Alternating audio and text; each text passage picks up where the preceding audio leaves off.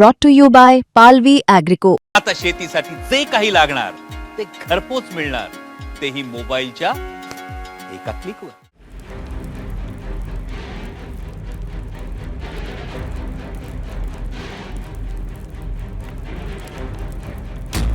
पतीच्या बंडखोरीमुळे पत्नीनं माहेर गाठलं.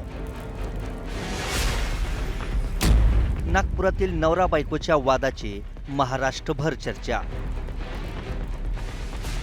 तिकीट वाटपामुळे अनेक जण नाराज झाले, पक्षाच्या कार्यालयात राडेही झाले. पण नागपूर महापालिका निवडणुकीत तर हा तिकीट वाटपाचा वाद थेट घरात पोहोचलाय. देहनकर दाम्पत्यामध्ये तर असा काही वाद झाला की बायकोनं थेट माहेर गाठलं.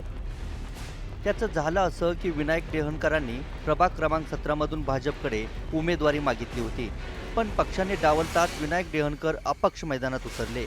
भाजपनं दिलेल्या उमेदवाराविरोधातच नवरा शड्डू ठोकतोय, ही बाब अर्चना देहनकर यांच्या जिव्हारी लागली. राजकीय वाद टाळण्यासाठी आपण पक्षासोबत राहिले पाहिजे म्हणून अर्चना देहनकरांनी नवऱ्याला समजावण्याचा प्रयत्न केला, पण विनायक देहनकर निर्णयावर ठाम राहिले. त्यानंतर अर्चना देहनकरांनी पतीचं घर सोडून माहेरी मुक्काम हलवला. उमेदवारी मागितल्यानंतर अनेक कार्यकर्त्यांनी पण, काही युवक आहेत, काही महिला कार्यकर्ते, त्यांनी सुद्धा तिकीट मागितलेलं होतं. परंतु पार्लमेंटरी बोर्डाचा किंवा पदाधिकाऱ्यांचा जो निर्णय झाला त्याच्यामध्ये त्यांना थांबवण्यात आलं की पण त्यानंतर त्यांचा जो काही राग असेल त्याच्यामध्ये त्यांनी हे ठरवलं की मी आता अपक्ष फॉर्म भरणार आहे.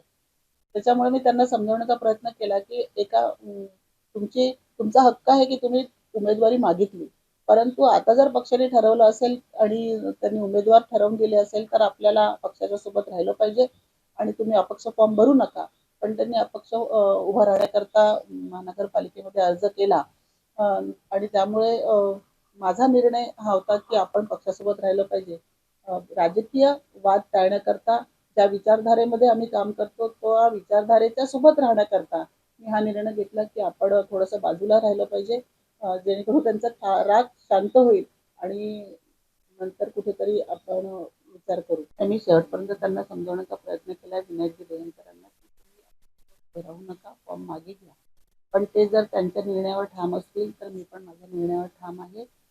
भारतीय जनता पक्षाचा प्रचार करण्याकरता त्या प्रभागाच्या व्यतिरिक्त विनायक देहनकर काँग्रेसच्या माणसाला भाजपात आणल्यानं आणि प्रभागाबाहेरील नेत्यांना उमेदवारी दिल्यानं संतापले होते.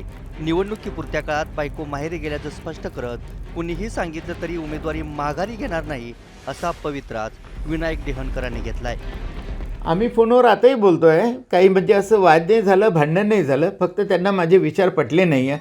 पक्षाची बंडखोरी करणं हे त्यांना पटलं नाही आहे, म्हणून मी म्हटलं की बा तुला इथे अडचण होईल असं न हो. कारण की हे जर आले, आपले कार्यकर्ते आले, ते जर चर्चा करत राहिले आणि तू मध्ये म्हणशील की बा पक्षासोबत तुम्ही राहा, मी म्हणे की नाही तुम्ही माझ्या बाजून राहा, याच्यामध्ये वाद होऊ नये म्हणून बा सध्यापुरतं तुम्ही 4 दिवस राहून या.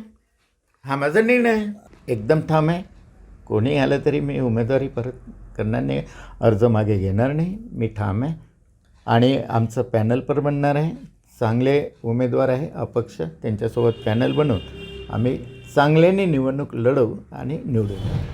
देहनकर दाम्पत्यामध्ये भाजपशी निष्ठा ठेवण्यावरून हा वाद सुरू असल्याचं दोघांच्याही प्रतिक्रियावरून स्पष्ट होतंय. त्यामुळे अर्चना आणि विनायक देहनकर यांच्या वाटचालीविषयी ग्राफिक्सच्या माध्यमातून जाणून घेऊयात. अर्चना देहनकर भाजपच्या ज्येष्ठ नेते आहेत.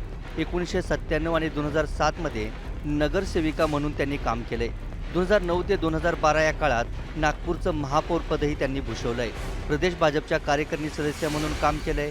प्रदेश भाजप ओबीसी आघाडीच्या महामंत्री म्हणून सध्या जबाबदारी पार पाडतायत. तर विनायक देहनकर गेल्या 20 ते 25 वर्षापासून भाजपचे निष्ठावंत कार्यकर्ते होते. RSSचे स्वयंसेवक म्हणूनही त्यांना ओळखलं जातं. अनेक विधानसभा निवडणुकांमध्ये गणेशपेठ भागात निवडणूक प्रमुख म्हणून सुद्धा त्यांनी काम केलंय. राजकारण पक्षांची आघाडी तोडतं, भावा बहिणीची ताटातूट करतं, कुटुंबात फूट पाडतं, दोस्तांना वेगळं करतं. पण हेच राजकारण नवरा बायकोच्या नात्यातही दरी निर्माण करू शकतं, हे आज दिसून आलं. त्यामुळेच नागपुरातील देहनकर दाम्पत्याच्या वादाची चर्चा महाराष्ट्रभर होते. नागपूरहून योगेश पांडेसह ब्युरो रिपोर्ट, मुंबई तक.